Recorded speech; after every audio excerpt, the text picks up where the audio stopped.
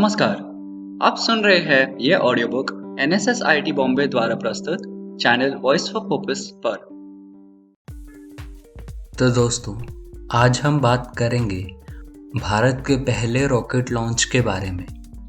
Rocket एक ऐसा यंत्र होता है जो धरती से उड़ान भरता है और आसमान की गहराइयों को चीरता हुआ अंतरिक्ष में जाता है।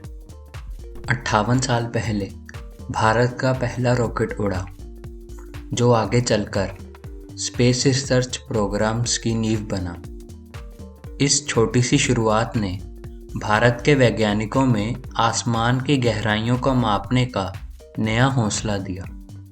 थुम्बा समुद्र किनारे स्थित नारियल के पेड़ों से घिरा हुआ केरल का एक साधारण सा गांव था, पर इस गांव में कुछ ऐसा था जो उस समय के मशहूर वैज्ञानिक डॉक्टर विक्रम साराभाई को वहां खींच लाया। दोस्तों, धरती एक विशाल चुंबक की तरह है और थुम्बा इस चुंबकीय क्षेत्र के मध्य में है, जिसके कारण यह रॉकेट लॉन्च के लिए एक उचित जगह है।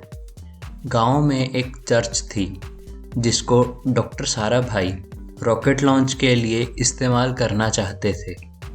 उस चर्च के बिशप से बात की गई। बिशप ने यह कहकर उन्हें चर्च सौंप दी कि साइंस का काम सत्य का पता लगाना है और यह किसी भी रूप से भगवान की सेवा से कम नहीं है। परमिशन मिलने के बाद रॉकेट लॉन्च का काम ज़ोरों शोरों से शुरू होने लगा। चर्च की प्रार्थना करने वाली जगह को लेबोरेटरी बना दिया गया, बिशप के रहने की जगह को ऑफिस बना दिया गया और पशुओं के शेड को वर्कशॉप बना दिया गया। गांव वालों को 100 दिन के लिए दूसरे गांव में रहने के लिए कहा गया। डॉक्टर साराभाई द्वारा चुने वैज्ञानिकों में डॉक्टर कलाम भी थे।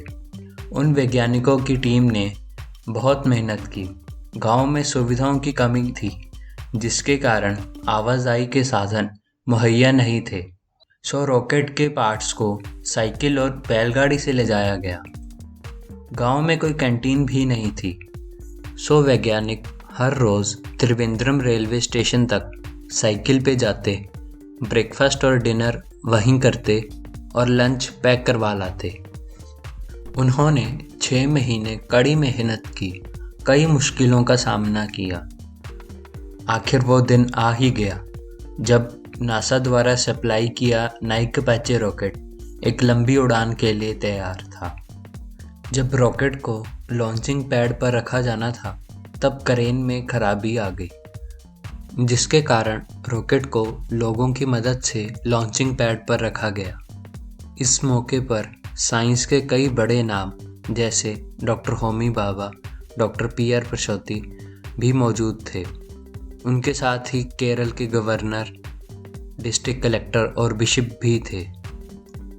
21 नवंबर 1963 की शाम 6:25 पर रॉकेट उड़ा और हवा को चीरते हुए अंतरिक्ष की तरफ बढ़ा। यह वो ऐतिहासिक पल था जब भारत ने अपनी पहली ही कोशिश में अंतरिक्ष में अपनी छाप छोड़ दी। कई मुश्किलों के बाद, कई महीनों की कड़ी मेहनत के बाद उन वैज्ञानिकों का सपना पूरा हुआ। डॉक्टर कलाम अपनी किताब इग्नाइटेड माइंड्स में लिखते हैं कि उसके अगले दिन डॉक्टर साराभाई ने सारी टीम को बधाई दी और इंडियन सैटेलाइट लॉन्च व्हीकल बनाने के अपने सपने को साझा किया। इस शुरुआत के बाद भारत के वैज्ञानिकों ने कभी पीछे मुड़कर नहीं देखा और मुझे ये बताते गर्व है कि स्पेस रिसर्च के लिए बनी संस्था इसरो ने विक्रम साराभाई के सपने को पूरा ही नहीं किया, बल्कि स्पेस मिशंस में भारत को एक अलग पहचान दी है। आज भी भारत एक दिन में सबसे ज़्यादा 104 सैटेलाइट लॉन्च करने का रिकॉर्ड रखता है। स्वदेशी रॉकेट बनाने से लेकर पहले प्रयास में मार्स तक पहुंचना, यह इसरो ने कर दिखाया है।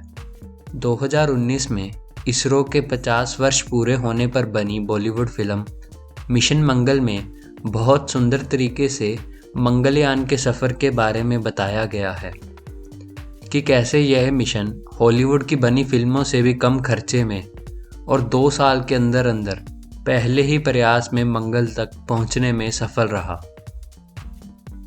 इन सब से हमें यह प्रेरणा लेनी चाहिए कि अगर कोई इंसान कुछ करने का ठान ले तो वह अपनी सारी सीमाओं को पार कर कुछ भी प्राप्त कर सकता है।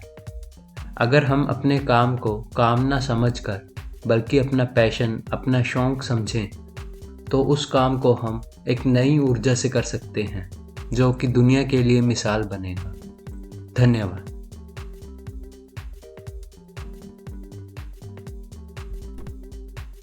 उम्मीद है ये सुन के आपको मजा आया हो। और दिलचस्प ऑडियो बुक सुनने के लिए इस चैनल को लाइक, शेयर एंड सब्सक्राइब कीजिए।